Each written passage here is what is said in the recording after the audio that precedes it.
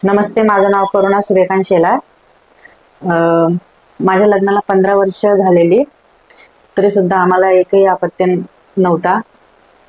10 वर्षापूर्वी मी आशा किरण हॉस्पिटलमध्ये ट्रीटमेंट केली होती, पण काही कारणास्तव मी अर्धवट सोडली आणि 10 वर्षाच्या नंतर पुन्हा एकदा मी त्याच दवाखान्यामध्ये आले आणि सरांद्वारे ट्रीटमेंट घेतली.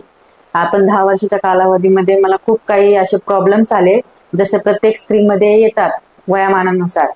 पण त्यावेळेस मी ज्यावेळेस मी हॉस्पिटलमध्ये आले त्यावेळेस मला थायरॉइड होता, BP होता, माझं वेट गेन झालं होतं.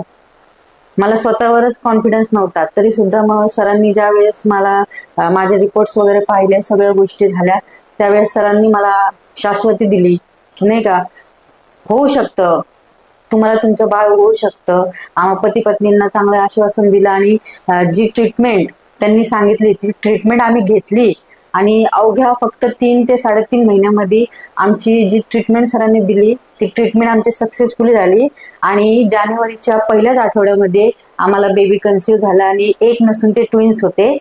आणि आता मला 9वा महिना आहे आणि आमच्या घरामध्ये सगळ्यांना खूप खूप आनंद आहे या गोष्टीचा. आजकालच्या काळामध्ये सगळं काही म्हणजे जर आपण गेलो, आता तो काळ राहिलेला नाहीये की नाही म्हणजे नाही, आता पर्याय आहे.